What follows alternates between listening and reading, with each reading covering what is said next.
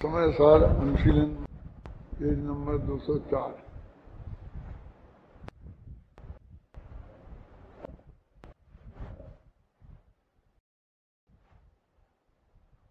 ज्ञानी के सभी भाव ज्ञानमय होते हैं और अज्ञानी के सभी भाव अज्ञानमय होते हैं। इसलिए ज्ञानी ज्ञान भावों का करता है और अज्ञानी अज्ञान भावों का करता है। ज्ञानी अज्ञानी अज्ञान भावों का स्वामी बनता है, इसलिए उसे कर्ता कहा जाता है। और ज्ञानी उनको उनके जीवन में होते हुए भी उनका कर्ता नहीं बनता है, इसलिए उन्हें अकर्ता कहा जाता है। विशेष भाषा में भी कह सकते हैं कि ज्ञानी करते हुए भी अकर्ता है, तो वो जरा न्याय सा लगता है कि करते हुए भी अकर्ता कैसे कह रहे आप? एक तरफ करते हुए मान रहे हो और फिर अकर्ता भी कह रहे हो। एक ही काम का वही कर्ता वही अकर्ता, ये कैसे संभव है? कम से कम एक नए से तो संभव नहीं है। इसलिए भाषा उसके लिए ज्यादा उपयुक्त है कि ज्ञानी के भी क्रोधादिक भाव होते हैं। जब वो करता नहीं है तो करता है क्यों बोल रहे हैं? उसके जीवन में पाए जाते हैं जो रागादिक पाए जाते हैं, वो उन रागादिक का भी करता नहीं है, और जो नहीं है उनका कर्ता होने का तो सवाल ही नहीं है।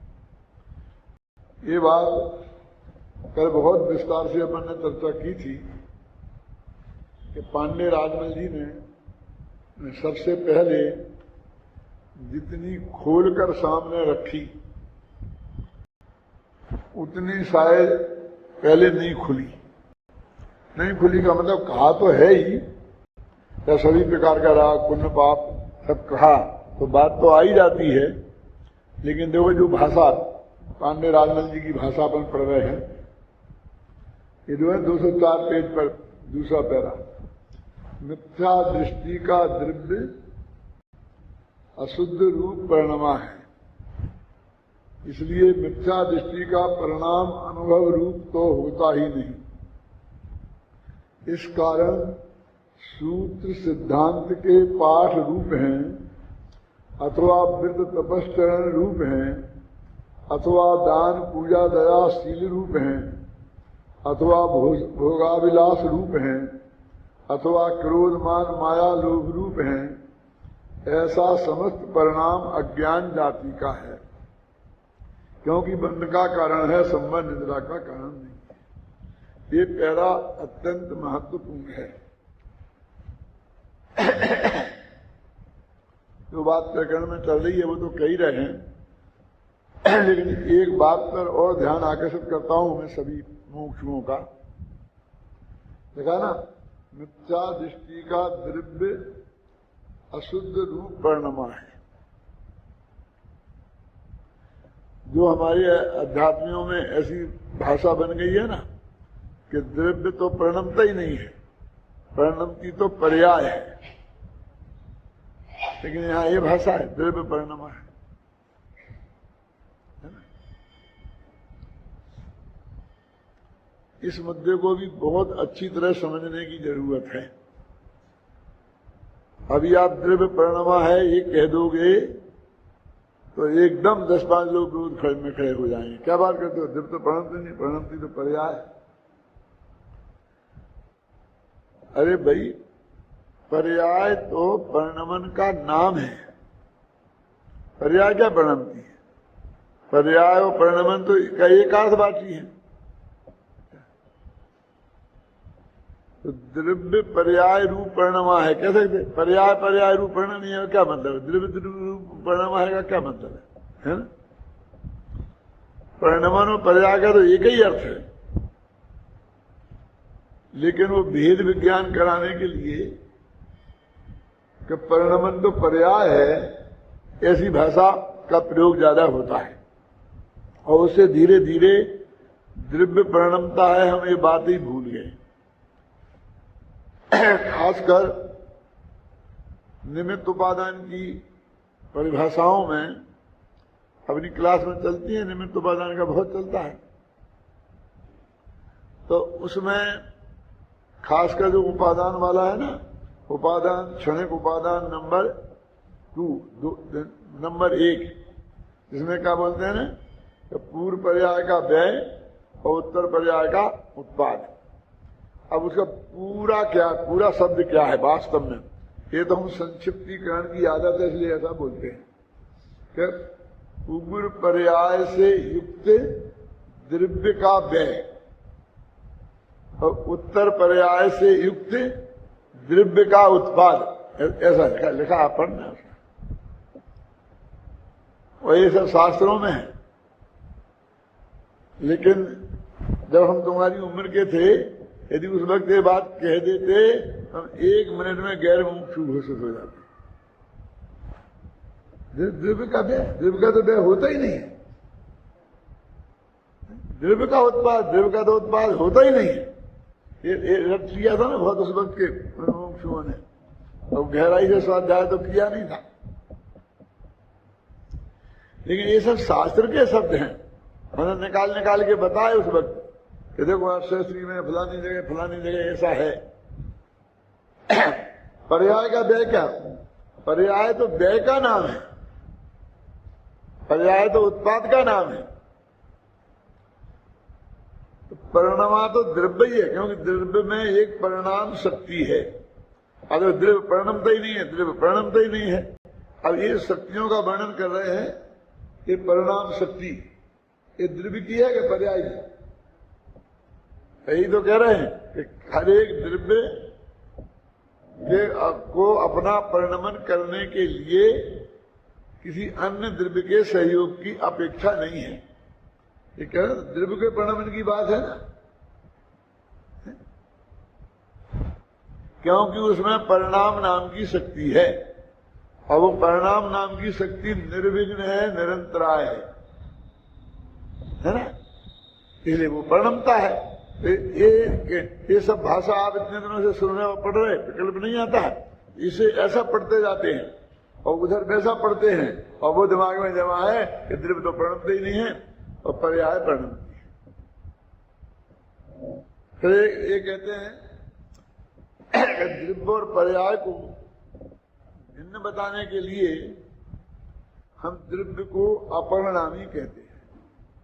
लेकिन उस जिनवाणी में एक अपेक्षा से द्रव्य को परिणामी भी कहा है, कथनचित और कथनचित परिणामी और कथनचित अपरिणामी।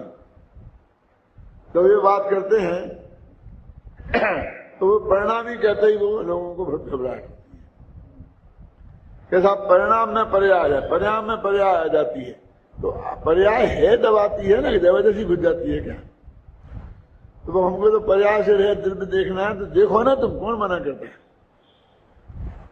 क्या? लेकिन वो पर्याय से रहे द्रव्य देखने के लिए पर्याय को द्रव्य से जुदा करने की जरूरत नहीं है, जुदा जानने की जरूरत है, उसमें कुछ नहीं करने की जरूरत है। जब आप अपने लड़के के लिए लड़की देखने जाते हैं तो लड़की को उसके घर वाले सजा के संभाल के एकदम अप टू डेट टेंट करके कपड़े लत्ते पहना के बढ़िया से बढ़िया भेजते क्या नहीं भेजते हैं? तो हमें तो लड़की देखना है, हमें तो लड़की देखना है, तो देखो ना लड़की, लड़की दिखा रहे हैं ना आपको। हमें कपड़े नहीं देखना, हमें गहने नहीं देखना। तो हम कब कहते हैं कि तुम कपड़े देखो, कब गहने देखो?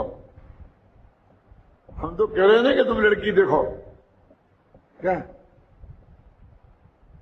तो आपने बढ़िया बढ़िया कपड़े क्यों पहना, एक क्यों किया, एक अरे अब तुम इस बहस में मत पड़ो, चाहे बढ़िया पहने हो चाहे खराब पहने हो। क्यों? तुम तो लड़की देखो ना, कि देखें क्या, कपड़े तो पहने। देखो भैया, लड़की को कपड़े पहने ही देखना पड़ेगा। सभ्य लड़की तो एक समय भी कपड़ों से रहित नहीं होगी, वो तो कपड़ों से रहित ही रहेगी। ख्याल में आई ना? है? फिर भी वो गोरी भूरी है कि नहीं है, ये सब देखा जाता है, जान लिया जाता है और उससे काम होता है। ऐसे ही तुम्हें पर्याय से रहित द्रव्य देखना है तो पर्याय को अलग कर दो, द्रव्य को अलग कर दो। ऐसा कभी तीन लोगों को तीन काल में होगा नहीं। वो पर्याय और द्रव्य तो एकदम एक में एक ही रहेंगे और उसी वक्त तुम पर्याय से रहित द्रव्य देख सकते हो, जान सकते हो। ऐसी शक्ति तुम में है, अपनी उस शक्ति का उपयोग करो। क्या तुम अपनी उस शक्ति का उपयोग करो और जानो। तो एक द्रव्य दृष्टि से द्रव्य अशुद्ध रूप परिणामा है। तो वो क्या कहते हैं कि हम जब परिणामी कहते हैं द्रव्य को तो हमारे ख्याल में पर्याय आती है, तो तुम अपने ख्याल को बदल दो ना। क्या कि हम द्रव्य के बारे में कहा जाए तो द्रव्य को तुम्हारे ख्याल में लाओ ना। तुम वस्तु को क्यों बदलना चाहते हो? क्या तुम्हें सम्यक दृष्टि होना है ना, और मिथ्या दृष्टि मिटना है। तो दृष्टि ये तुम में परिवर्तन होना है ना, तो तुम अपनी दृष्टि को सम्यक करो ना। तो वस्तु में फेरफार करने की बात क्यों करते हो?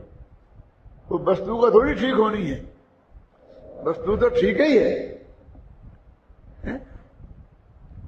ठीक तो तुम्हारी दृष्टि को होना है ना, तो दृष्टि अपनी ठीक करो। तो वो कहते हैं हमें परिणामी कहते हैं, तो परिणाम ख्याल में आता है। तो मैंने कहा अच्छा क्या कहें अपरिणामी का? क्या मैंने कहा अच्छा अपरिणामी कहेंगे तो परिणाम ख्याल में नहीं आएगा।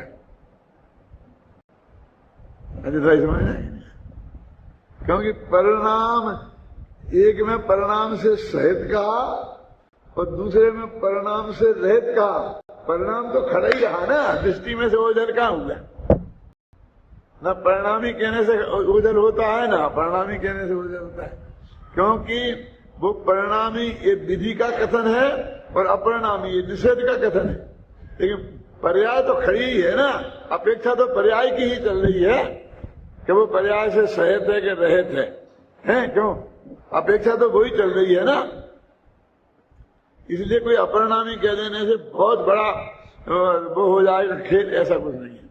ये सबसे पहले मैंने सोनगढ़ का पंच कल्याण था और सन 74 में महावीर मंदिर का, तो उस वक्त शाम के व्याख्यान में मैंने बताई थी।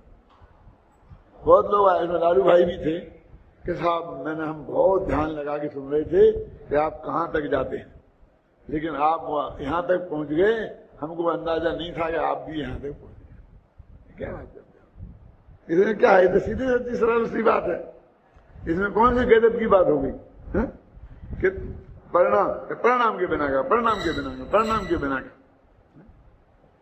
चाहे देखो आप पधारो चाहे नहीं पधारो, हमारे यहाँ फला आदमी तो आएंगे आएंगे आएंगे। क्या तो ये साहब उनकी अपेक्षा हो गई कि साहब आपको जरूर पधारना है, हमारे यहाँ वो नहीं आएंगे। आप चिंता मत करो, हम उनको नहीं बुला रहे हैं। तो तेरे को तो दृष्टि में से हटका रहे वो है, फिर भी कहेगा हमने नहीं बुलाया ना, देखो तो आप कहीं है तो नहीं ना। और तू क्या कर सकता था? आना नहीं जाना तो उनके हाथ में है। तू बुलाता तब भी वो सामने वाला आ जाता है, अकेला तू ही कसाई थोड़ी है, तेरे से कम कसाई वाली थोड़ी है। क्या कि तुम्हें ऐसी उपेक्षा बताएगा तो वे दौड़े दौड़े चले आएंगे, ऐसा नहीं है। तो इसमें लगा ना मिथ्या दृष्टि का द्रव्य अशुद्ध रूप परिणमा है। एक बात है ध्यान देने की। अब ये राजमल जी को तो बहुत परम अध्यात्मी माना जाता है, इसलिए उनने ये कह दिया तो वो सब वो वाले मान जाएंगे। कौन? जो उस पक्ष वाले हैं ना जिनकी मैं बात कर रहा था, वो कहें तो ए लेन दिखा देना उन्हें। ए लेन दिखाते ही बिल्कुल जैसे सांप का मंत्र बोलो ना तो सांप का जहर उतरने लगता है, ऐसा उनका जहर एक सेकंड में उतर जाएगा। क्योंकि राजमल जी के प्रति उनकी बहुत आस्था है। क्योंकि गुरुदेव ने ऋषि प्रवचन किए तो उनकी बहुत महिमा के गीत गाए थे और वो उनने सुने हैं। इसलिए मिथ्या दृष्टि का परिणाम अनुभव रूप तो होता ही नहीं। इस कारण सूत्र सिद्धांत के, अब सुनो यहां से पढ़ो कि क्या क्या तुम काम करो तो वे कोई काम हमारे काम के नहीं है, धर्म नहीं है। तो कौन कौन? सूत्र सिद्धांत के पाठ रूप माने स्वाध्याय। पाठ होता ना स्वाध्याय का एक भेद, माचना, प्रेक्षा, अनुपेक्षा, आमनाय। अकेला बोझ नहीं लेना, पांचों ही लेना है। सूत्र सिद्धांत के पाठ रूप है, अथवा व्रत तपस्चरण रूप है, अथवा दान पूजा दया शील रूप है, अथवा भोगाविलास रूप है, अथवा क्रोध मान माया लोभ रूप है। सभी को एक लाइन में खड़ा कर दिया। कहां से? स्वाध्याय से लेकर व्रत तप शील संयम पूजा पाठ दान वगैरह, और फिर क्रोध मान माया लोभ उसी लाइन में। ठीक है, ये सब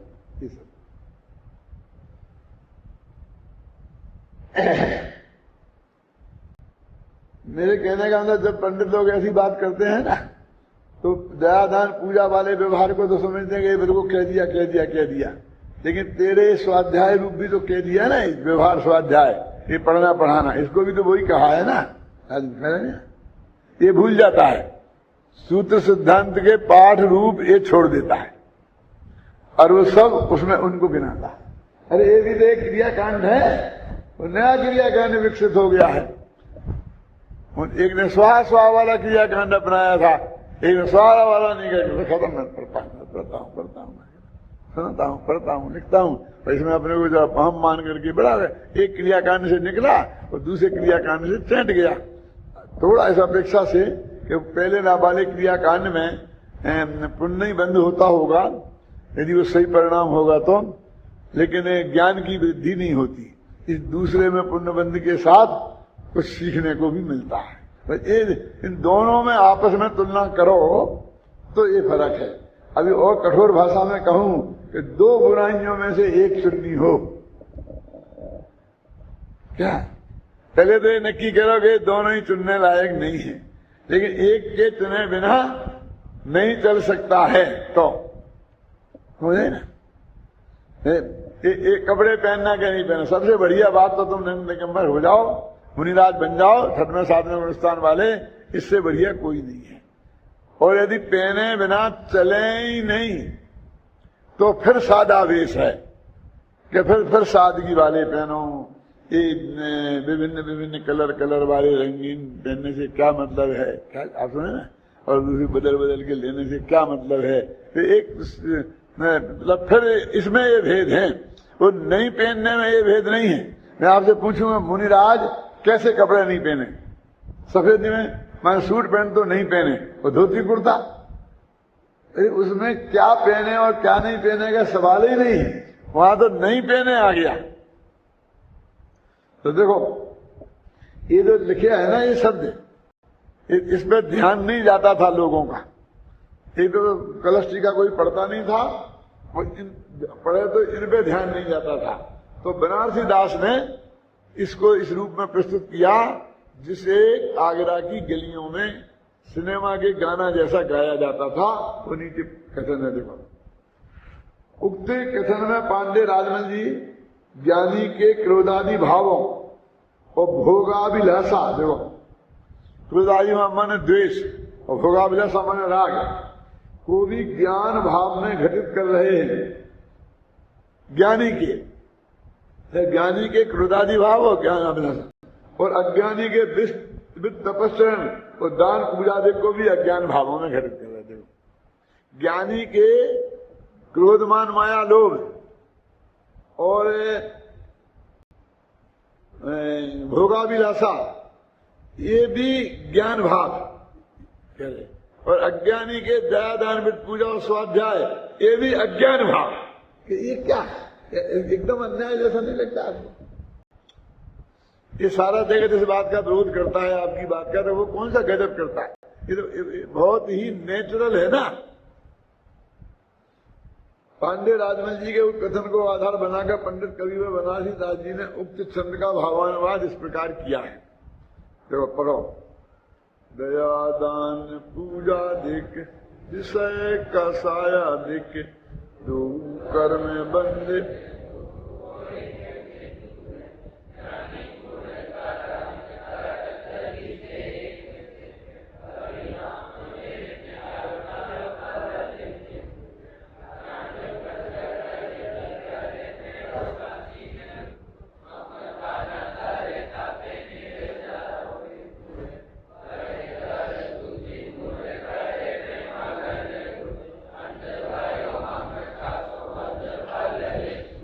तो जो प्रश्न किया था ज्ञानवंत के भोग निजरा हेतु है, और उसका उत्तर है, उसके उत्तर में कलश है। जो कलश टीका में गद्य में दिया गया है उसको इन्होंने पद्य में बांध करके रखा है इतना खोल के कि दोनों को एक ऐसा हे कहो, एक सा हे क्यों कहते हो? ये बहुत समाज होता है, इतना हे कहो हम मानते हैं, लेकिन एक सा कहते हो तो हमको बर्दाश्त नहीं होता है। जब अपन ने कुंद कुंद शतक लिखा था ना, कुंद कुंदाचार्य की 2011वां वर्ष मनाया था ना, तो उस बाद अपन ने कुंद कुंद के 5 ग्रंथों में से 101 गाथाएं इकट्ठी करके और उनका कुंद कुंद शतक नाम की किताब बनाई और उनका पद्यानुवाद और सब वगैरह लिखा। फिर जैसे अन्ना जी चलाते हैं ना अपना कंठपाठ, तो उस साल वो कुंद कुंद शतक का कंठपाठ देश में बहुत तेजी से चला। और जैसा मैं महावीर का निर्माण वर्ष था, उसमें सारे देश में घूमा था, एकदम जोरदार दौरा लगाया था। ऐसे कुंद कुंद के 200 वर्ष में भी घूमा था, गांव गांव गया था। जब अपन लास्ट ईयर गए थे ना, ऐसे उस वक्त भी गया था गांव गांव। मैं साल में 9-10 महीना घूमते ही रहा गांव गांव में जाकर के।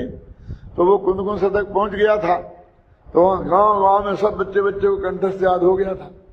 तो उदयपुर में गया, उदयपुर पहले से ही कुछ अपना उसमें पक्ष में कुछ ज्यादा ही रहा है। तो वहां क्या किया था दादा कि पूरे गांव में 101 लोग कुंद कुंद शतक के एक बैनर पे लिखकर 101 बैनर पूरे सड़क पे लगाए थे। जहां से अपना जुलूस निकलना था ना, तो पूरी सड़क पर वो 101 बैनर बना के वो एक बैनर पर एक गाथा का पद्यानुवाद हिंदी का, और वो सारे बाजार में लगा दिया था। मुझे तो तब वो जुलूस में निकले तभी मुझे दिखने में आए, और सब बच्चों को कंठस्थ था।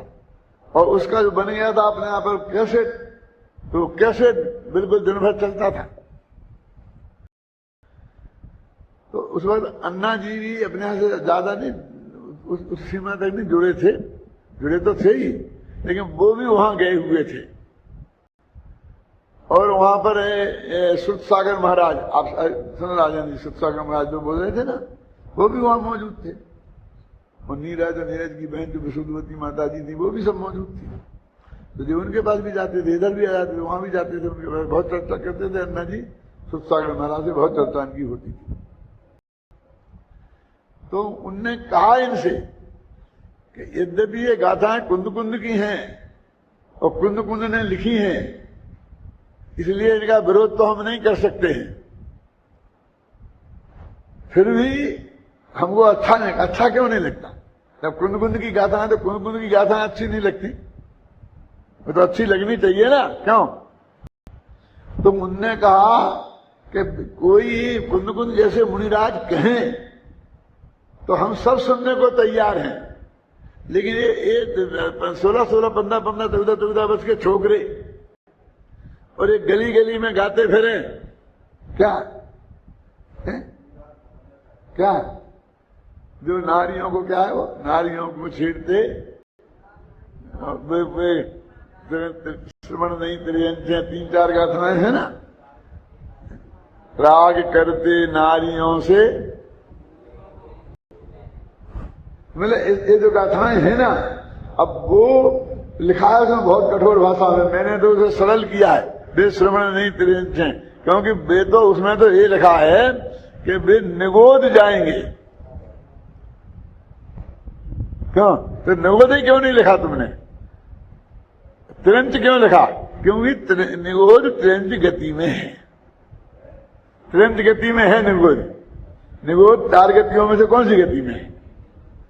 त्रियंच गति में है। तो त्रियंच गति हमने लिखा, कहां गलत किया? लेकिन निगोद तो ज्यादा बड़ी गाली है, तो हमने तो इसको सॉफ्ट किया है, आप समझे ना।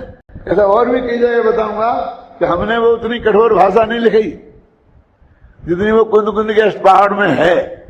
तो वो भी कोई लोग कह सकते हैं आपने कुंद कुंद के साथ अन्याय किया, लेकिन उसके पीछे न्याय है कि वो है ना। लेकिन बोले ये कहते फिरते हैं गली में, और ऐसा हर बोर्ड पर लिखा है और पूरे बाजार में लगा है, ये हमें बर्दाश्त नहीं। क्या समझे?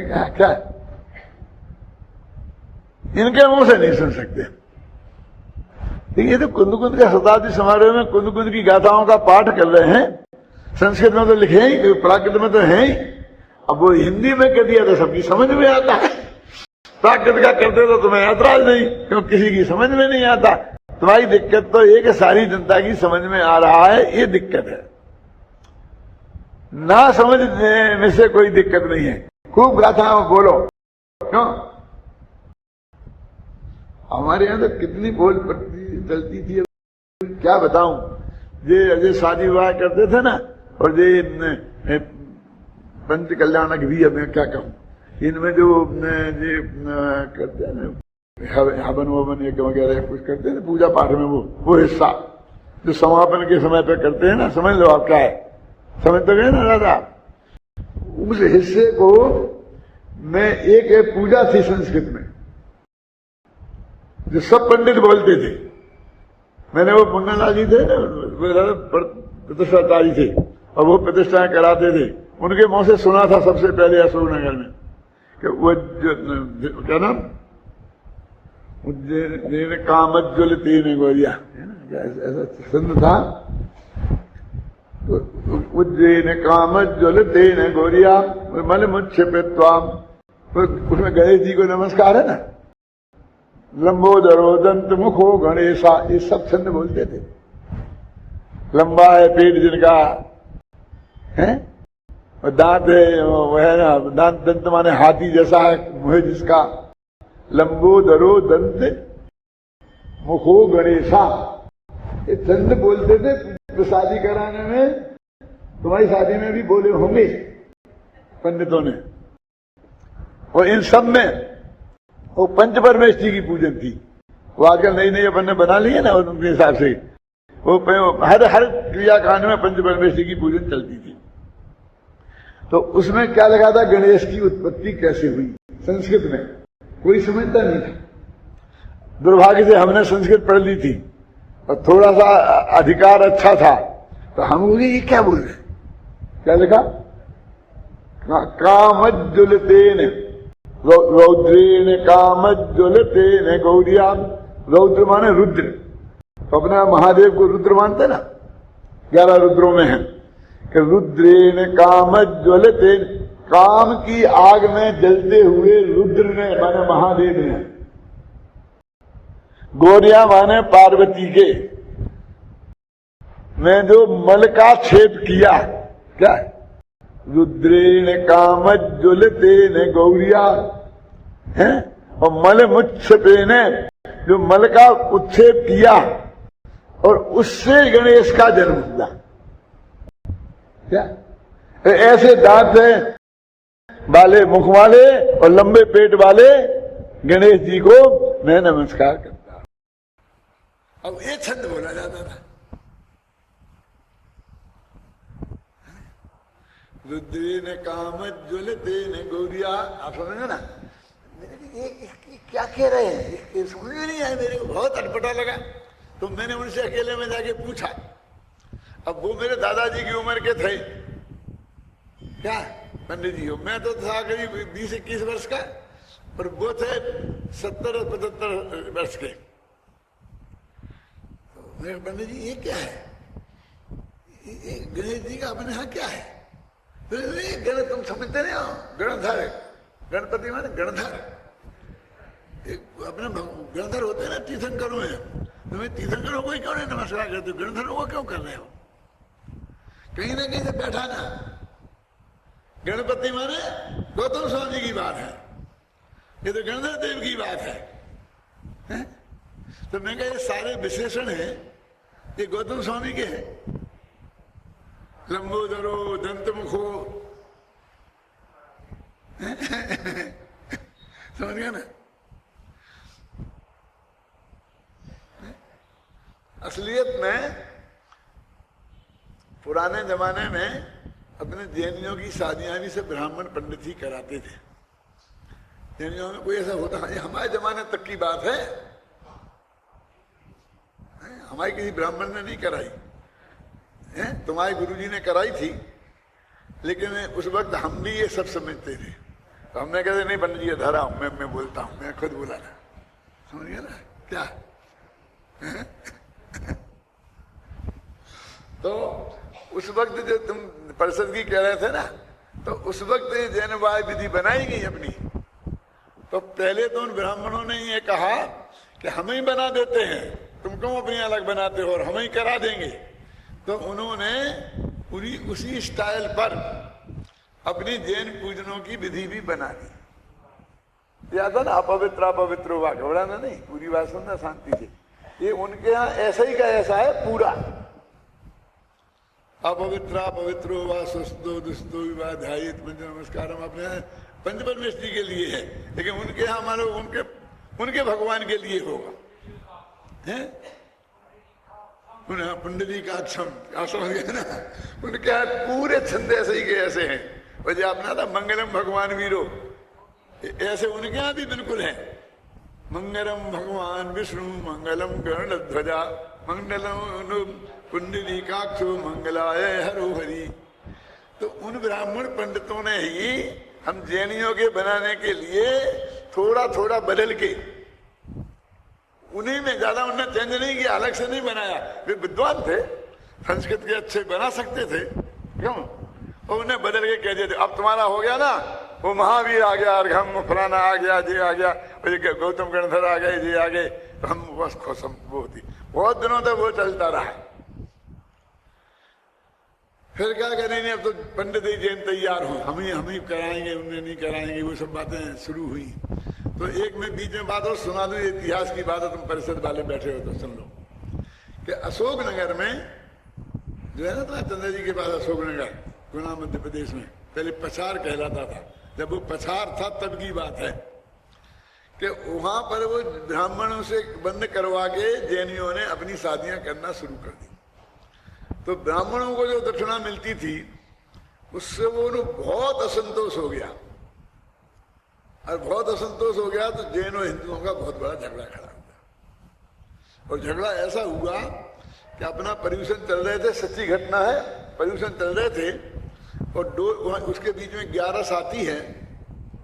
11 के दिन उनका जुलूस निकल रहा था, और जुलूस निकलते निकलते वो हमारे जैन मंदिर के सामने आया, वो गंज के मंदिर के सामने, जो जानते हैं वो लोकेशन, क्यों पंडित जी ख्याल में आए। तो वहां आया, तो वहां किसी आदमी ने वो बिल्कुल जयपुर जैसी घटना घटी के कह दिया कि उनकी वो मूर्ति खंडित हो गई।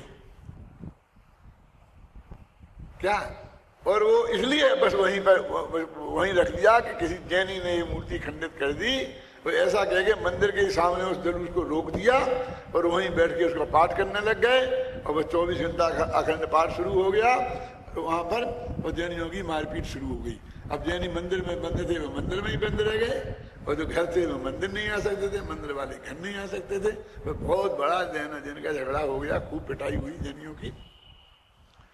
फिर उस वक्त ग्वालियर महाराजा का राज था, भारत स्वतंत्र नहीं हुआ था, तब की घटना है जी। तो फिर सरसेठ हुकुमचंद जी थे ना, और उनके संबंध सब राजाओं से अच्छे थे, होलकर से भी थे और सिंधिया से भी थे। फिर उनको लिए तार फोन वगैरह हुए, और वहां पर जाकर के उनसे कहा। फिर उन्होंने जाकर के वहां से जीवाजीराव से, माधवराव थे तब, फिर माधवराव इनके दादाजी माधवराव, उनसे कहा। फिर उन्होंने वहां से कह करके ये सब व्यवस्था कराई, शांति रखी, कर्फ्यू लगा रहा 5-7 दिन। फिर वो अंग्रेज कलेक्टर, कोई अंग्रेज कलेक्टर तो अंग्रेज से नीचे नहीं होता था, कोई हिंदी कोई कलेक्टर नहीं बन सकता था। तो एक अंग्रेज कलेक्टर वहां आया, उसकी ड्यूटी लगाई, और उसने कहा कि सब तुम समझौता करो। तो समझौता कराने के लिए उन्होंने जैनियों के 5-4 नेताओं को बुलाया और 4-5 हिंदुओं के नेताओं को बुलाया, और बैठ करके वहां पर इनमें चर्चा हुई कि तुम अपना पक्ष रखो, तुम अपना पक्ष रखो। वो तो अंग्रेज तक कुछ समझता नहीं था हिंदी में, दुभाषिया रखे होंगे। तो उन लोगों ने सब अपने पक्ष रखा कि हमारे घायल हो गए। लक्ष्मण जी की निकल रही थी राम लक्ष्मण की सवारी, तो लक्ष्मण जी घायल हो गए। लक्ष्मण जी घायल हो गए तो इसलिए वहीं रुक गई सब, ऐसा है। और हमारा तो जब तक नहीं हट सकता, कब तक नहीं हट सकता, कि जब तक कि हमारे बनारस से पंडित आएंगे बड़े बड़े, और वो जब वे करवाएंगे इसकी दूसरी मूर्ति की प्रतिष्ठा और इसका सारा वो करेंगे, तब वो उठ के यहां से जा पाएगा। और वो हम सोचेंगे कब बुलाना, समझ में आई ना? माने 6 महीना तक, साल भर तक हम यहीं पे जमा के रहेंगे और हम नहीं करेंगे।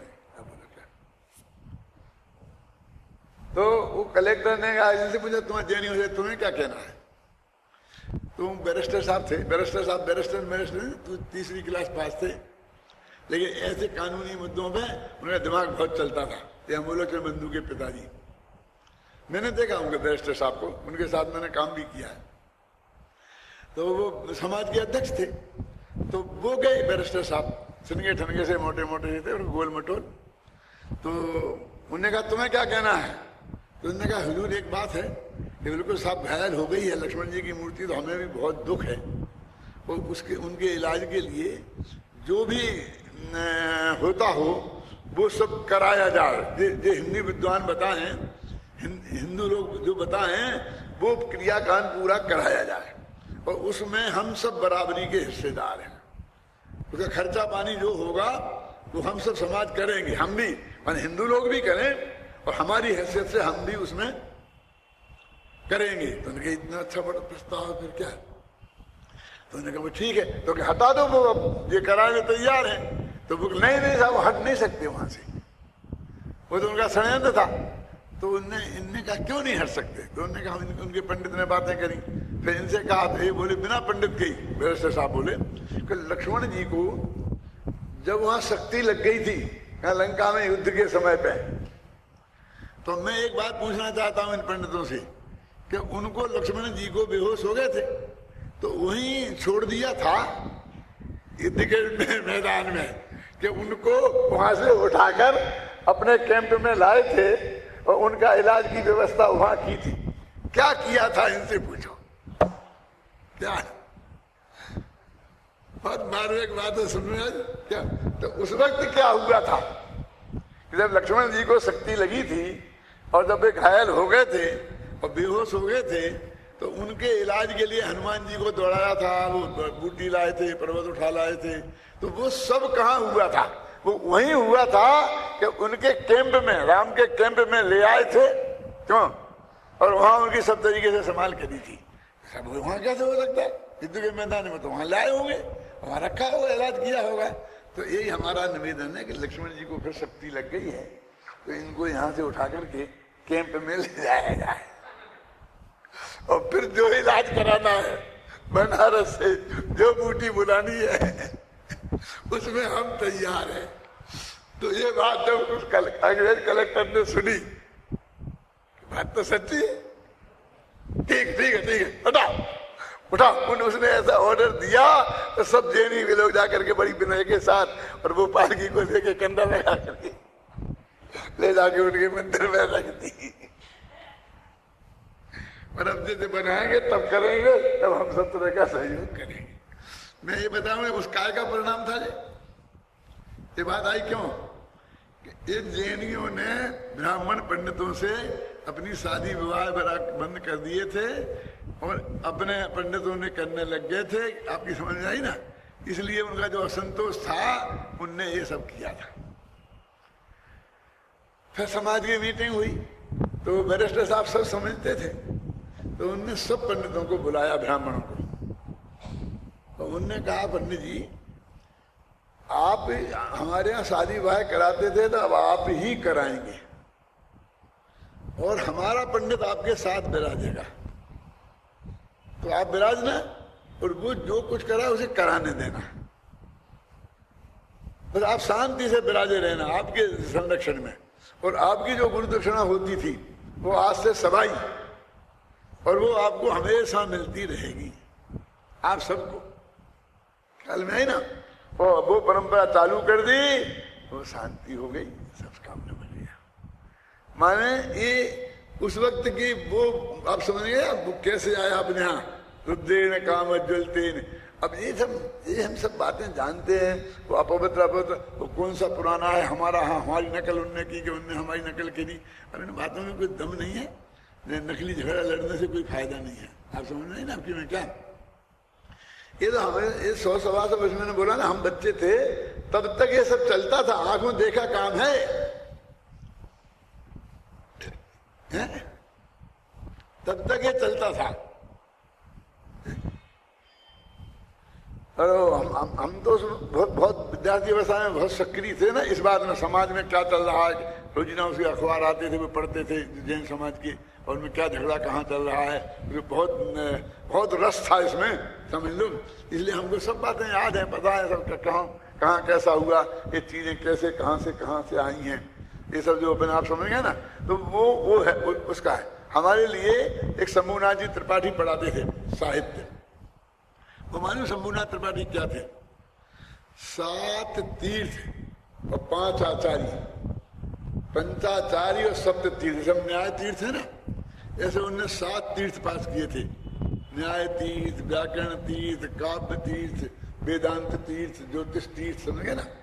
और 5 आचार्य है ना, व्याकरणाचार्य, साहित्याचार्य, जैन दर्शनाचार्य, बौद्ध दर्शनाचार्य, ऐसे 5 आचार्य और 7 तीर्थ थे।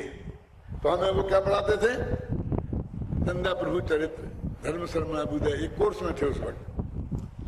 तो वो जो पढ़ाते थे तो उसका एक अर्थ जैनियों के हिसाब से निकालते थे, और उसी छंद का दूसरा अर्थ वैष्णवों के हिसाब से निकाल के हमें बताते थे, हर छंद का। वो लोग कितने विद्वान थे, उनकी कितनी पकड़ थी, कितनी गहरी है। थोड़ा एक उदाहरण देके बताओ, इस समय तो है ना, उसका पहला छंद है श्री नाभि सुनो।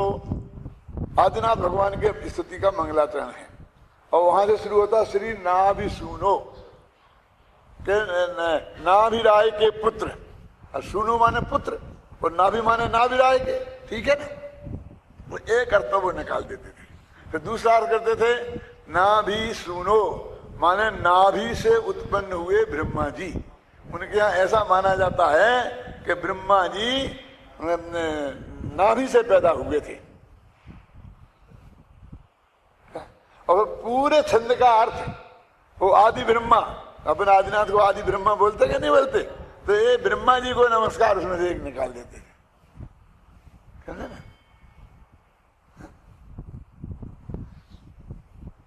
वो ऐसा हरेक में निकालते थे।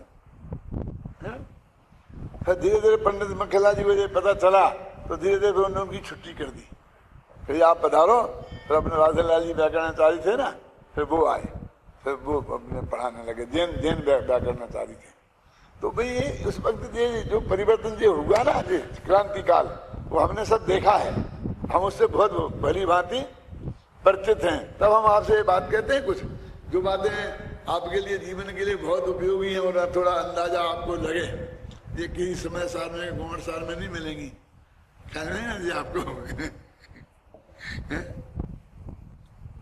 8 वर्ष की उम्र से जब हमने पढ़ना भी सीखा था, तब से इस जैन समाज की परिणति की नस नस हम जानते हैं, और जैन शास्त्रों के उसमें बहुत गहराई से, मेरा मतलब समझेंगे ना, देखा जाना है सब।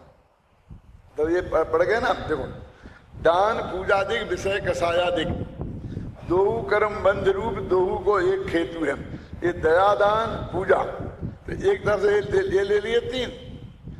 अब वो देखो, वो छूट गया यहाँ पर, कौन? शुद्ध सिद्धांत के पाठ रूप दयादान पूजा रह गया, शील जो है ना, दयादान पूजादिक, और फिर दूसरे विषय कसायादिक, 5 इंद्रियों के विषय और क्रोधादि कसाय। 2 कर्म बंध है, ये 2 कर्म बंध के कारण हैं। एक अशुभ कर्म बंध के कारण है, एक पुण्य के बाद बंध का कारण है पाप। तो कहते कि पुण्य पाप का भेद क्यों करें? कर्म बंध का कारण तो है ना। अब कौन सा कर्म बंधेगा, ये डिटेल की बाद में निपट लेंगे। 2 कर्म बंध, यद्यपि दोनों कर्म बंध है पे, फिर भी 2 को एक खेतु है, दोनों एक ही खेत में पैदा होते हैं।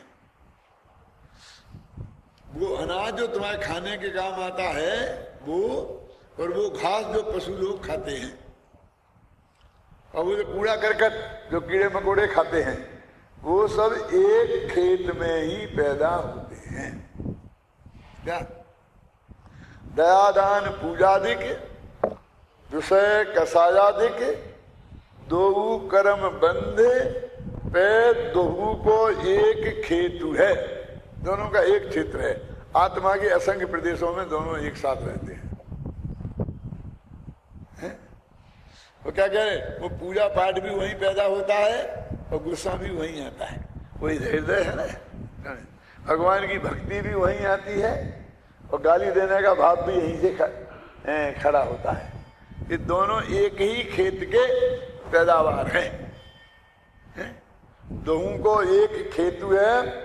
ज्ञानी मूढ़ कर्म करत दिशे, ज्ञानी और मूढ़ माने मूर्ख, अज्ञानी, दोनों कर्म करते हुए दिखाई देते हैं बिल्कुल एक साथ। वे एक से दो करत दिशे, एक से, और पे माने परंतु किंतु, परिणाम भेद न्यारो न्यारो फल देतु है। अब परिणामों के में फर्क से दोनों अलग अलग फल देता है। अब ये परिणाम भेद बहुत खतरनाक है। यहाँ क्या गलती होती है देखो, खतरनाक माने जैसे रोड पे लिखा रहता है खतरनाक मोड़, कि यहाँ तुम ड्राइवर को सावधान होने की ज्यादा जरूरत है। क्या परिणाम क्या न्यारो न्यारो कहाँ क्या काय पे कह रहा था मैं, हाँ पर परिणाम भेद, वो दोनों ही चारित्र गुण की परिणति पे लगा लेते हैं। हम क्या लगाते हैं कि एक तो अभी बात चलती है, हम भी कहते हैं कि एक तो भगवान का भक्ति कर रहा है, उसे तो मोक्ष चाहिए, मैं तो मोक्ष और कुछ नहीं चाहिए, पर का कुछ नहीं चाहता, चाहूं अपना भाव, है ना। और इंद्रादिक पद नहीं चाहूं और विषय में नहीं लुभाऊं, रागादिक दूसरा नहीं, एक ही। और दूसरा कहता है नहीं नहीं मुझे तो भोग सामग्री चाहिए। तो ऐसा परिणाम का भेद होने से अलग अलग फल हो जाता है, ऐसा अर्थ कर देते हैं, लेकिन यहां ये अर्थ नहीं है। समझने लगा क्या? बोलो पुरुषोत्तम बाबू, सोचो, माथा लगाओ, इसमें क्या दिक्कत है कि एक भगवान से विषय कसाय की चाय के लिए पूजा भक्ति कर रहा है ना, मेरा बच्चा की तबीयत ठीक हो जाए, मुझे को बीमारी होगी, बीमारी ठीक हो जाए, उसके लिए कर रहा है। बोलो वहां तक बोलते हैं ना, भगवान से पक्की बोली लगाते हैं, भगवान ऐसा कर दे तो मैं ऐसा करूंगा, तेरा एक मंदिर बनवा दूंगा, तेरा एक शिक्षक विधान कराऊंगा, पहले से पक्की करते हैं ना। और एक बिल्कुल निष्काम भाव से कहने महाराज मुझे नहीं चाहिए कुछ भी, पर मैं तो आत्मा का कल्याण चाहता हूं। क्यों? तो ये परिणाम भेद की नहीं, ये कहते हैं कि श्रद्धा गुण की बात है, ये चारित्र गुण की बात नहीं है। क्या? एक की श्रद्धा में उसका कर्तृत्व बुद्धि नहीं है और दूसरे की श्रद्धा में उसमें कर्तृत्व बुद्धि है। मतलब वो परिणाम माने फिर श्रद्धा गुण का लेना, चारित्र गुण का नहीं लेना, क्योंकि सारा प्रकरण श्रद्धा गुण का चल रहा है। ठीक है ना। ज्ञानवंत, देखो ज्ञानवंत करनी करे पे उदासीन रूप। अब ज्ञानवंत करनी तो करता है काम, वही क्रिया देखता है, पूजा पाठ वृत्तशील संयम, गुस्सा भी करता है। वो ज्ञानवंत शुभ भाव भी करता है और अशुभ भाव भी करता है, और अज्ञानी भी शुभ भाव करता है और अशुभ भाव करता है। पर अब ये उदासीन रूप में फिर वो झगड़ा हो जाएगा, वे उदासीन था, फिर हम चाय त्रिवाली ले लेंगे। और इसके लिए क्या करें? आप लोगों के भी ख्याल में आती ना बात क्या कह रहा हूं मैं, सावधानी रखनी है, काय की श्रद्धा गुण की बात है, और हम जो चाहते गुण पे घटा लेते हैं बराबर। वो क्या समझते हैं कि वो जो उदास कर रहा है ना, वो गुस्सा में भी उदास रहता होगा, गालियां बकता रहता होगा, फिर उदास रहता होगा। क्या? अरे नहीं, वो पूरी तरह इन्वॉल्व होता है ज्ञानी, खाना खाता होगा और उदास रहता होगा। क्यों? ऐसा कुछ नहीं है। यदि नमक कम हो तो थाली फेंक दे कौन? सम्यक ज्ञानी। और मिथ्या दृष्टि का कोई बात नहीं है, क्या फर्क पड़ता है? यही तो मैं कह रहा हूँ, श्रद्धा गुण की अपेक्षा लेना। यही तो मैं कह रहा हूँ, उदासीन का अर्थ नहीं, वो श्रद्धा में ऐसा जानता है कि मैं इसका कर्ता भोगता नहीं, ऐसा लेना। देखो ये अर्थ समझना। देखो मैं रेल में बैठा था तो वहां पर मेरे सामने कुछ हिंदू लोग भी बैठे थे, तो वो सब बहुत बड़े सेठमेट लोग होंगे, और वहां से दूसरे डब्बे में उनका एक साधु बैठा था। तो वो साधु आया वहां और उनसे खाना उन साधु को उनने दिए, तो वो अपना एक कटोरा लेके आया था। सुनना, इतना बड़ा कटोरा था, तो उनने उसको पुड़ी दी तो पुड़ी डाल दी, चावल दिया तो चावल डाल दिया, फिर सब्जी दी तो सब्जी डाल दी, फिर जो जो दिया उसने एक ही कटोरे में ऐसा वैसा मिक्सचर करके डाल दिया, और डाल लिया, और फिर एक लोटा पानी लेके उस लोटा पानी डाल दिया उसने, उस सब्जी में खाने में सब में पानी डाल दिया। मैंने कहा ये क्या कर यार अलीन साहब, अभी क्या करें, हमारा तो ऐसा है कि हमारे लिए तो ये खाना बनाने वाले नहीं है। अब ये बढ़िया बढ़िया मसालेदार ऐसे ऐसे खाना बनाते हैं, और हमारे गुरुजी ने हमको बताया कि हमको तो वो उसमें खाना नहीं खाना है, मैंने स्वाद के लिए नहीं खाना है, पेट तो खड्डा भरना है, तो खड्डा तो हमको इससे ही भरना पड़ेगा। लेकिन ये पानी डाल देने से और सब मिला देने से जो पेट में जाके मिलता, वो कटोरे में मिला देने से सब बेस्वाद हो गया। तब मीठा भी उसी में और नमकीन भी उसी में, और पानी से जो बैलेंस बिगड़ गया ना उसका है? उतने से पानी में उतना नमक अच्छा लगता था, ज्यादा पानी हो गया तो वो रोना हो जाएगा। इसलिए हम इसको बेस्वाद करके खाते हैं, ऐसा हमारी गुरु की आज्ञा है। अब वो तो अब सम्मान ऋषि तो अमिता ऋषि का, तुम्हें कोई उसकी शंका तो है ही नहीं आपको कि वो क्या है, लेकिन वो भी ऐसा बेस्वाद करके खा सकता है। और एक चौथे गुण स्थान वाला खूब स्वाद ले लेके खा सकता है। तो अभी बता रहे थे ना आपको कल सुमत प्रकाश जी कि वो कैसे कैसे खीर बनती है, कैसे कैसे लड्डू बनते हैं, कैसे कैसे गायों को क्या क्या खिलाया जाता है, समझे ना। और कोई नहीं खा सकता, चक्रवर्ती ही खा सकता है, पटरानी भी एक और दबा सकती है। कितनी व्यवस्था होती थी, उन्हें कुछ पता ही नहीं रहता होगा, तनख्वाह तो उनको ही चुकानी पड़ती होगी सब रसोइयों की, क्या। तो ये ऐसी उदासीनता नहीं जैसी आप देखना चाहते हो, और जैसी कि कुछ लोग नकली दिखाते हैं, क्या ऐसी ये बात नहीं है यहाँ। आप समझ गए क्या कहना चाहता हूँ, ये फर्क है? उदासीन ममता ने ममता ना धरे, ममता माने, अब ममता माने भी आप चार चुका ले ले, दिक्कत तो ये है। ममता माने जो हमारे स्त्री पुत्र बाल बच्चों के प्रति जो राग है ना, उसको ममता है, वो नहीं। ममता माने ये मेरा है, ऐसी मान्यता, उसका नाम ममता है। अब समझ लो, एक एक शब्द में ये फर्क है। सबको श्रद्धा गुण पे खड़ित करना है। एक तो ममत्व वाली ममता है जी, तो राग वाली ममता नहीं है जी। हो जाता बहुत निर्ममता दिखाई दे उसको, नेताजी कुछ नहीं, हटाओ हटाओ, मुझे कुछ बात नहीं करना, क्या नहीं करना, छू मत लेना, ऐसा नहीं करना, है ना। वही एकत्व बुद्धि बनी है, वही एक बिल्कुल एकत्व बुद्धि टूट गई है। बहुत प्रेम, बेटा अच्छा प्रेम से बैठो, कैसा है, शांति से सब सुनो। तो वो ममता माने वो ममता नहीं जो आपको दिखाई देती है, वो जो सामने वाला दिखने नहीं देता है, वो ममता है। मेरे पिताजी के बड़े भाई थे, वो बहुत बीमार रहते थे, अरे शुरू से ही थे, जन्म बचपन से ही बीमार, उनको तिल्ली थी, तो ऐसा पेट बड़ा रहता था ऐसा। तो वो शादी नहीं हुई थी उनकी, तो हमारी माँ ही सब सेवा वगैरह करती थी। तो हमारे घर के मेन गेट पे कमरे में वहाँ उनका पलंग पड़ा रहता था, और वो लेटे रहते थे। हम लोग छोटे छोटे थे, तो वो अपने पास में एक छोटी सी लाठी सी रखते थे, लकड़ी इतनी सी ऐसी रखते थे। और जब हम वहां से निकलते थे, ऐसा लकड़ी निकाल के ऐसे बताते थे, तो वो हम दौड़ के निकल के भाग जाते थे वहां से।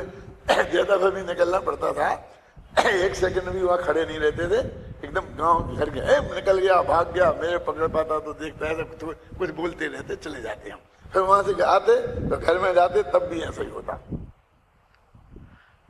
साहब हम उनको दाऊजी बोलते थे, दाऊजी से सब लोग बहुत डरते हैं, लेकिन उनको नेचर ही ऐसा खराब है ना, वे डंडा लेके पड़े रहते बच्चों के पीछे, तो लोग तो डरेंगे ही ना। लेकिन जब थोड़े हम बड़े हुए तब हमें पता चला कि वो कहते थे कि भाई क्या करूं, मैं बीमार आदमी हूं, और ये बच्चे आकर के फिर मेरी पलंग पे चढ़ जाते हैं, फिर मेरी छाती पे चढ़ जाते हैं, फिर बाल खींचने लगते हैं। अब मेरी ऐसी शरीर नहीं है कि मैं इनको ऐसा खिला सकूं, उठा सकूं, गोद में ले सकूं, जैसे बच्चों को चाहिए ना, ऐसा मैं नहीं कर सकता। क्या पूरी रखवाली ध्यान तो उसमें करके सब वो ही रखते थे, लेकिन इससे जरा थोड़ा रखता हूं डरा करके, तो कम से कम मैं थोड़ा सुरक्षित हूं। क्या इसके लिए वो नकली ऐसा करते थे क्या। लेकिन जब उनका प्रेम तो जब मालूम पड़ता था कि कभी हमारी माँ किसी बात पे नाराज हो गया, हमको एक आध चांटा मार दे और हम रोने लग जाएं, तो माँ को उनकी कितनी सुननी पड़ती थी, वो कितना नाराज होते थे, ख्याल में आया ना। तब उनसे मालूम पड़ता था कि इनके हृदय, हमारे प्रति इनके हृदय में कितना प्रेम है, क्योंकि उनका राग का कोई दूसरा ठिकाना ही नहीं था। हम ही लोग तो थे, उनके सर्वस्व हम ही लोग तो थे, ख्याल में आई ना। लेकिन उनको कुछ नहीं, लेकिन वो बराबर ऐसा रखते थे। तो तुमको क्या पता चले, तुम क्या समझ सकते हो? बालक माने अज्ञानी, ये जगत के अज्ञानी, उसकी उस किस परिणति किसके कारण क्या है, उसकी वजह से वो आप नहीं समझ सकते हो, है ना। अब उन हमारे दाऊ जी का एक गुण हम में भी आया है, क्या कि जब हम ऐसे रहते हैं, बिल्कुल विद्यार्थी हमसे बहुत डरते हैं।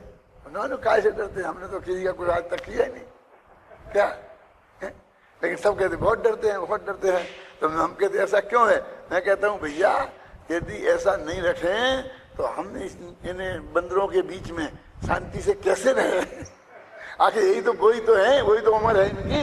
यूनिवर्सिटी में हजारों लड़के पढ़ते हैं और जितने उधम होते वही उसी उम्र के तो ये लड़के हैं। क्यों है? क्यों? अब इनके बीच में हमें रहना है राजेंद्र, तो हम कैसे शांति से रह सकते हैं, अपना काम कैसे कर सकते हैं? इनकी एक एक बात में इन्वॉल्व हों, क्यों? और इनको आ बेटा करने लग जाएं, हैं? तो हमारा काम नहीं हो सकता है। तो हम अपना शांति से निरापद तरीके से पढ़ते रहें, पढ़ाते रहें, लिखते रहें, अपना काम करें। आप समझे ना। तो इसके लिए ऐसा ऑफिस सब जानते हैं हम, क्योंकि हमको उसकी वजह से कोई किसी विद्यार्थी का या किसी ऑफिस कर्मचारी का ऐसा नहीं मिला कि भाई जिसकी वजह से उनका अप्रेम हमें कहीं देखने में मिला। उनके हमारे प्रति जो वात्सल्य भाव है उसमें कहीं हमें आज तक कोई कमी देखने में नहीं आई, जबकि हमने तो कुछ प्रदर्शित किया नहीं। अब अंदर होया क्या नहीं है, आप लोग निर्णय करना है कि वस्तु स्वरूप निर्णय करेगा, है? तो ऐसी बात है। देखो हो गया ना, ममता धरे, देखो ज्ञानवंत करनी करे पे उदासीन रूप, ममता ना धरे एकत्व बुद्धि नहीं करता है। बातें निर्जरा का हेतु है, इसलिए निर्जरा का कारण है ना। वही करतूत, क्रिया तो वैसी की वैसी है। तो क्रिया को करतूत शब्द बोला, करतूत शब्द में बदनाम है ना। तुम्हारी करतूतें हम सब जानते हैं, वो अच्छी बुरी सब है ना। वो तो क्रोध मान माया लोग को भी करतूत कह रहे, पांच इंद्रिय के विषयों को भी करतूत कह रहे, और दया दान इनको भी करतूत कह रहे हैं। करें करतूत मूड, वो है एक ही करतूत, मूड करे पे मंगन रूप, और उसमें मंगन माने एकत्व बुद्धि पूर्वक करता है। और अंधा हुआ ममता सो एकत्व बुद्धि के कारण बंद फल प्राप्त करता है।